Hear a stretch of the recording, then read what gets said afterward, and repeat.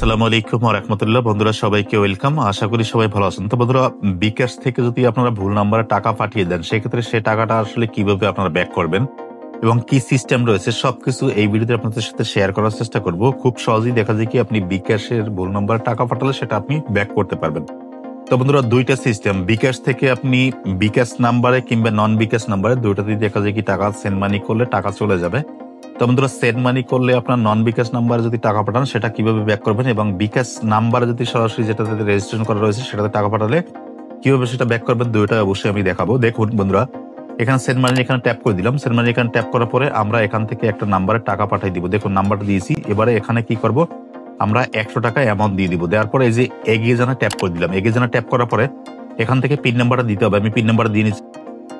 তো বন্ধুরা দেখুন, পিন নাম্বারটা আমার দেওয়া হয়ে গেছে। এবার কি করব, পিন কনফার্ম করুন, এখানে ট্যাপ করে দিলাম। এখানে ট্যাপ করে দেওয়ার পরে সেন্ড মানি করতে ট্যাপ করে ধরে রাখুন। এখানে ধরে রাখলাম। ধরে রাখার পরে আমাদের টাকাটা অলরেডি দেখুন, আমাদের টাকাটা অলরেডি চলে গেছে। তো বন্ধুরা, এখন এখানে অবশ্যই আপনার একটা বিষয় দেখুন, এখানে বর্তমানে যে ব্যালেন্স, এখানে আমি যদি ট্যাপ করি এখান থেকে ব্যালেন্সটা আপনারা দেখে নেবেন। ব্যালেন্সটা দেখুন, ব্যালেন্সটা হচ্ছে 593 টাকা। এই ব্যালেন্সটা অবশ্যই মনে রাখবেন।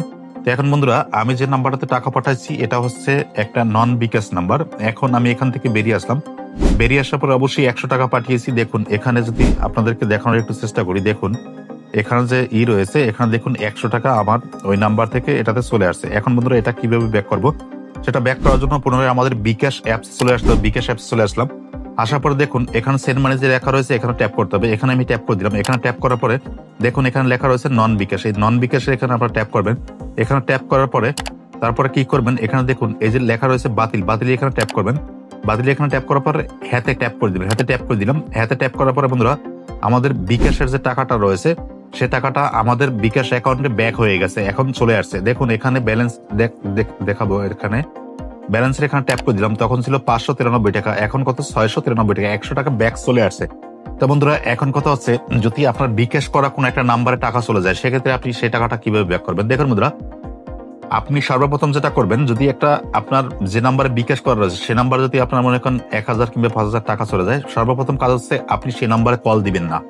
আপনি যেটা করবেন হচ্ছে কল দিবেন হচ্ছে 16247 যে বিকাশের হেল্পলাইন নাম্বার রয়েছে এই নাম্বারটাতে কল দিবেন। এই নাম্বারটাতে কল দিয়ে অবশ্যই আপনি বলবেন যে আমার এই নাম্বারটা থেকে এই নাম্বারটাতে ভুলে আমার 5000 টাকা চলে গেছে। তখন আপনাকে তারা জিজ্ঞেস করবে যে আপনার যে লেনদেন করছেন সেখানে যে একটা ট্রানজাকশন আইডি আছে সেই আইডিটা অবশ্যই আমাদেরকে দেন। তখন তারা ইনফরমেশন গুলো যদি সবকিছু মিলিয়ে দেখে যে ঠিকঠাক রয়েছে, তখন কি করবে, তাৎক্ষণিকভাবে যার নাম্বারে ভুলে আপনি বিকাশে টাকা পাঠিয়ে দিয়েছেন তার নাম্বারটা টেম্পোরারি ব্লক করবে। ব্লক করার পরে তাকে অবশ্যই অবগত করবে যে আপনার নাম্বারে ভুলে টাকা চলে আসে। তখন টাকাটা আপনাকে তারা ব্যাক করে দেবে তাদের সাথে কথা বলে। আর যদি মনে করেন তাও যদি না হয়, সেক্ষেত্রে আপনি যেটা করবেন, আপনার যে নিকটস্থ যে থানা রয়েছে সে থানায় গিয়ে আপনি একটা অভিযোগ দিবেন যে আমার এই নাম্বার থেকে এই নাম্বারে 10,000 টাকা চলে গেছে, আমি আমার টাকাটা ফেরত চাই। সেক্ষেত্রে আপনি কি করবেন, আপনি যে টাকাটা পাঠিয়েছেন সে ডকুমেন্টসটা বা স্ক্রিনশটটা মেসেজটা তাদেরকে দিবেন।